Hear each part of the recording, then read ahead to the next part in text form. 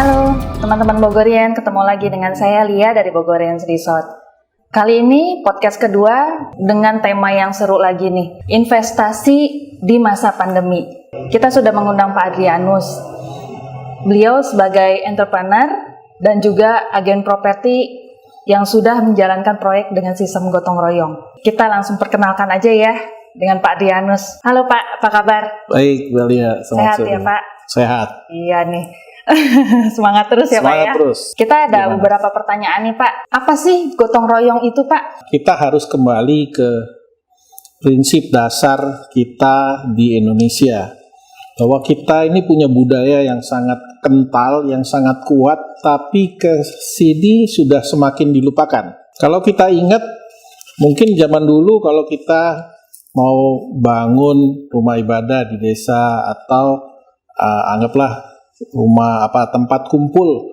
Nah, biasanya warga saling menyumbang, bukan hanya materialnya, tapi tenaganya juga. Nah, itu adalah prinsip gotong royong. Nah, tidak hanya itu, mungkin kalau yang sekarang di perkotaan lebih populer misalnya, ini kita bersih-bersih kampung misalnya, bersih-bersih lingkungan. Nah, itu rame-rame. Hari apa gitu. Nah, di pemerintahan juga sebenarnya sudah mulai seperti itu. Cuma kurang populer selama ini. Nah, kalau di properti ada juga harusnya seperti itu dan menjadi tren buat ke depan. Kalau di Bogorians ini, saya berpikir begini.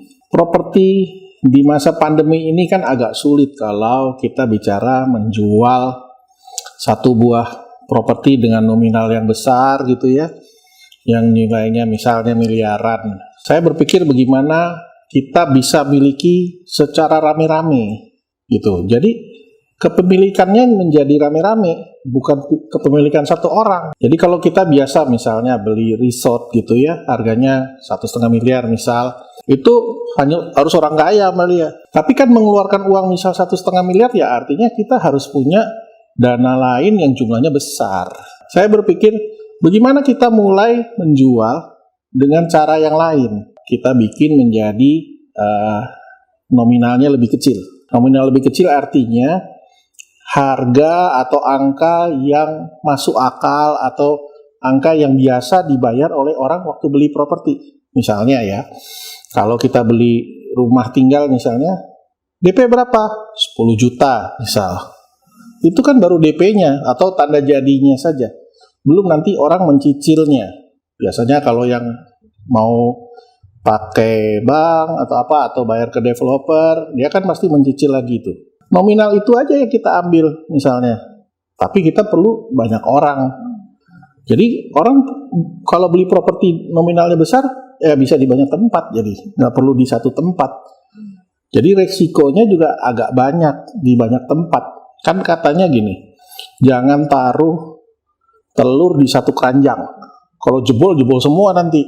Nah, jadi dipecah-pecah. Nah, saya berpikir ini juga sudah harus mulai dilakukan di Indonesia, diperkenalkan seperti itu. Kalau di luar, hal semacam ini menjadi umum banget. Di Amerika sana, kalau kita mau beli satu gedung, hotel gitu misalnya, atau apalah properti produktif kita bilangnya, properti yang disewakan, dipakai buat bekerja, patungan udah biasa aja.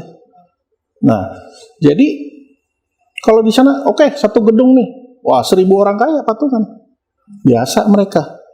Nah, di sini kan orang-orang belum biasa. Nah, saya mau mengajak teman-teman generasi muda, terutama kaum milenial, untuk melihat bahwa ini loh kita bisa main yang begini. Ada cara memiliki properti yang keren, propertinya keren, tapi nggak perlu keluar uang banyak, beli sesuai kemampuan. Makanya kita bilang, ya sudah, kita bagi menjadi angka yang kecil-kecil. Kalau di bursa saham seperti kita beli satu lot kan 100 lembar saham. Jadi satu properti misalnya itu ya bisa dibeli dengan nilai 5 jutaan, 6 jutaan, jadi di bawah 10 juta misalnya, dengan kepemilikan bersama yang lebih banyak.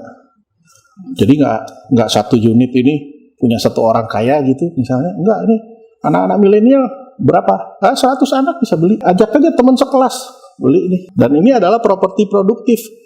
Bukan properti yang buat ditinggal gitu ya, tapi enggak, ini buat disewakan. Jadi dia menghasilkan uang dari sisi propertinya. Jadi propertinya ini kerja, nggak cuma pasif gitu.